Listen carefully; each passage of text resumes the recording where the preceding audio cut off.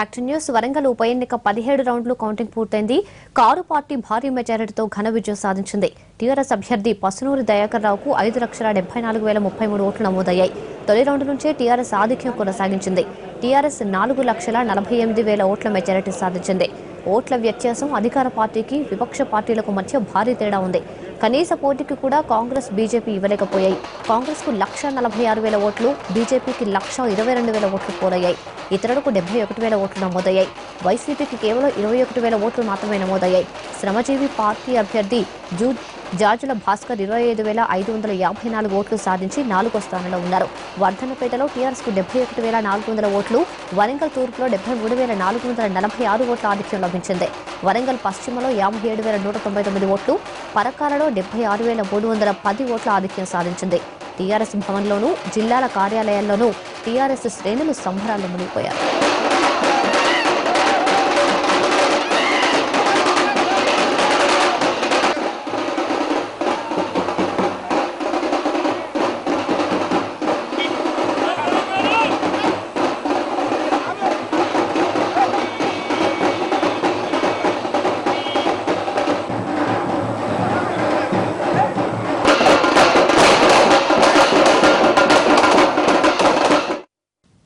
కేసీఆర్ పరిపాలనా తీరే తనను గెలిపించిందన్నారు వరంగల్ టీఆర్ఎస్ అభ్యర్థి పసునూరి దయాకర్.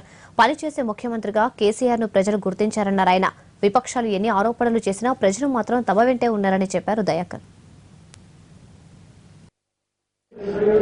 ఇంత మెజార్టీ వచ్చిందంటే పనిచేసే ముఖ్యమంత్రి అనేది ప్రజల్లోకి పోయింది. కాబట్టి ప్రజలందరూ కూడా కేసీఆర్ నాయకత్వాన్ని విశ్వసిస్తాను. కాబట్టి ఇంత మెజార్టీ కూడా వచ్చింది. చాలా గర్వంగా ఫీల్ అవుతున్నా. అంటే కమిట్మెంట్గా పనిచేసే కార్యకర్తను టీఆర్ఎస్ పార్టీ ఎప్పుడైనా తన వెంట ఉంచుకుంటుంది, కాపాడుకుంటుంది అనేది నా ద్వారా మరి ప్రజలకు పోయింది. కాబట్టి అందుకే ఇంత పెద్ద విజయం కూడా సాధించినామని భావిస్తున్నా. కాబట్టి నేను నిజంగా ఏంటంటే పార్టీకి నేను ప్రజలందరికీ నేను రుణపడి ఉంటా. వరంగల్ ప్రజలకు ధన్యవాదాలు తెలిపారు తెలంగాణ మంత్రి కేటీఆర్. ఈ విజయం తమ మీద మరింత బాధ్యత పెంచిందన్నారు. ప్రజల సహకారం ఇలాగే కొనసాగాలని కోరుకుంటున్నామని ట్విట్టర్లో పోస్ట్ చేశారు కేటీఆర్.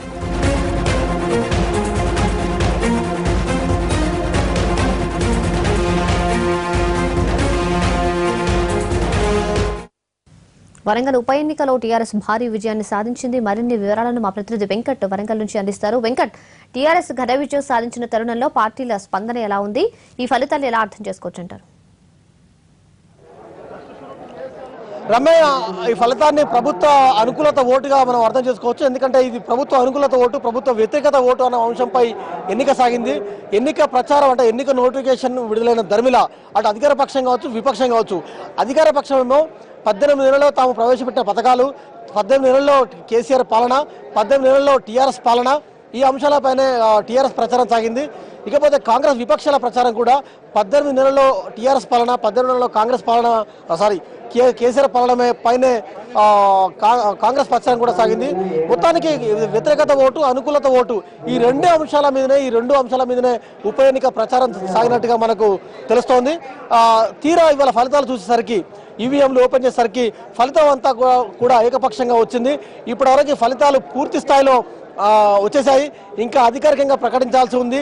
టీఆర్ఎస్ అభ్యర్థి పసునూరి దయాకర్కి 4,50,000 పైచీలకు ఓట్లతో టీఆర్ఎస్ అభ్యర్థి ముందున్నారు. ఇంకా ఫలితాలు అధికారికంగా ప్రకటించాల్సి ఉంది. ఇప్పటివరకు నా దగ్గర సమాచారం మేరకి మొత్తం వరంగల్ పార్లమెంటు పరిధిలో 7 అసెంబ్లీ సెగ్మెంట్లు ఉన్నాయి. 7 అసెంబ్లీ సెగ్మెంట్ల పరిధిలో నా దగ్గర 6 ఫలితాలు అంటే 6 రౌండ్ల ఫలితాలు ఇప్పటికే అధికారికంగా ప్రకటించేశారు. భూపాలపల్లి 22 రౌండ్లు ఉన్న నేపథ్యంలో భూపాలపల్లి ఫలితం కాస్త ఆలస్యం అవుతుంది. సో ఈ నేపథ్యంలో భూపాల ఫలితం అధికారికంగా వచ్చేందుకు కాస్త సమయం పడుతుంది.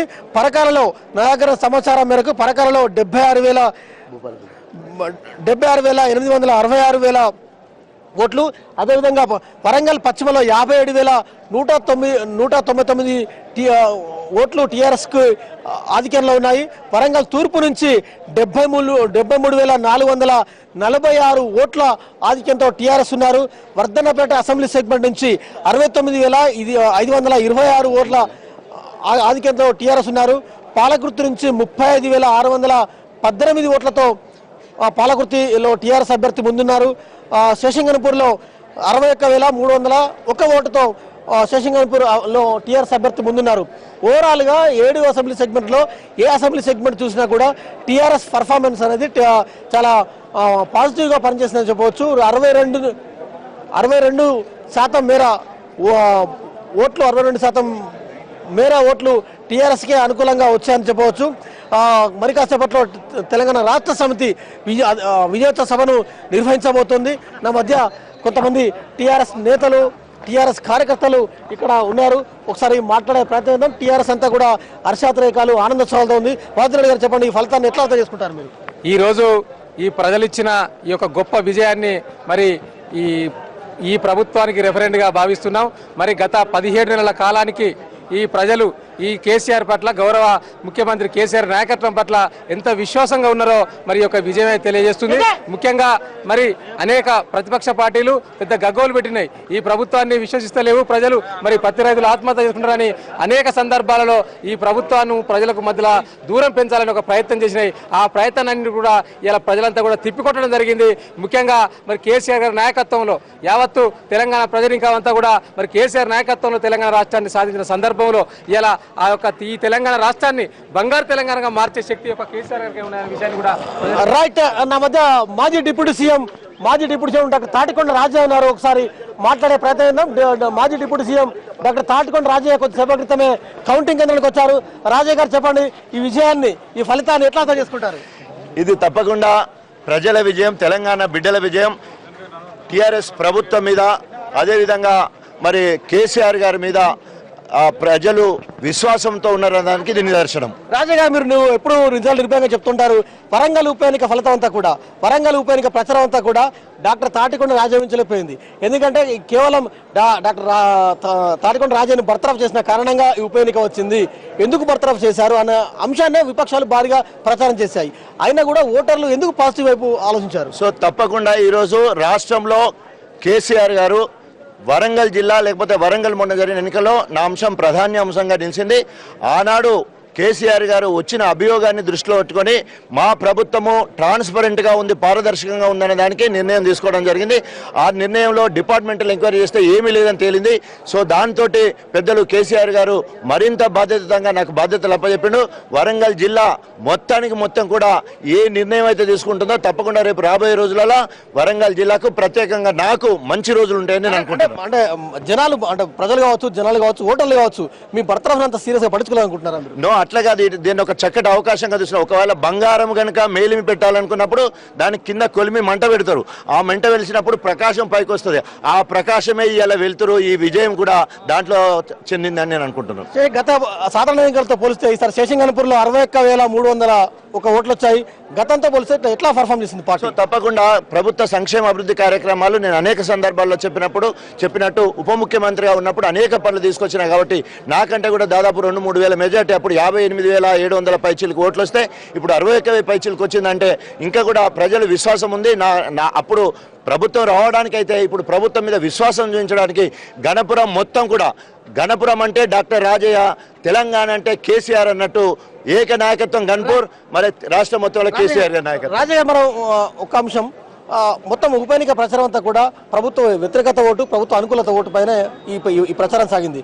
కేవలం 18 నెలల్లో ప్రభుత్వము అనేక అభాస్పాలైంది, ప్రభుత్వం వ్యతిరేకతను మూట కట్టుకుంది అన్న ప్రచారం విపక్షాలు తారాస్థాయిలో ప్రచారం చేయగలిగాయి. కానీ ఎందుకు నమ్మలేదు? అంటే ప్రతిపక్షాలు చేసిన విమర్శలు నీటి మీద మూటలైనవి, కానీ మేము మాత్రము ప్రజల విశ్వాసం చురగొన్న దానికి నిదర్శనమే. థ్యాంక్ యూ రాజు గారు. మళ్ళీ మీదకి వస్తాము. ఇప్పటికి పరకాలలో 76,000 ఓట్లు వచ్చాయి. వరంగల్ పశ్చిమలో 57,000 ఓట్లు వచ్చాయి. వరంగల్ తూర్పులో 73,000 ఓట్లు వచ్చాయి. వర్ధనపేటలో 69,526 ఓట్లు వచ్చాయి. పాలకుర్తిలో 30,000 ఓట్లు వచ్చాయి. ఇప్పుడే తాజా ఫలితం కూడా, చివరి ఫలితం కూడా మనకు వచ్చింది. భూపాలపల్లిలో 60,156 ఓట్ల ఆధిక్యంతో టీఆర్ఎస్ ఉంది. మొత్తం వరంగల్ పార్లమెంటు ఉప ఎన్నిక సంబంధించిన ఫలితాన్ని కూడా అధికారికంగా ప్రకటించేశారు. 4,50,000 పైచీలకు ఓట్లతో టీఆర్ఎస్ అభ్యర్థి పస్నూర్ దయాకర్ విజయం సాధించారు. ఈ విజయాన్ని జిల్లా కలెక్టర్ మరి కాసేపట్లో అధికారికంగా ప్రకటిస్తారు. Vote Hyderabad studio. Right Warangal. Thank you Venkat. ఇవి బులెటిన్ విశేషాలు. మరి కాసేపట్లో హలో డాక్టర్ ప్రసారం చూస్తూనే ఉండండి.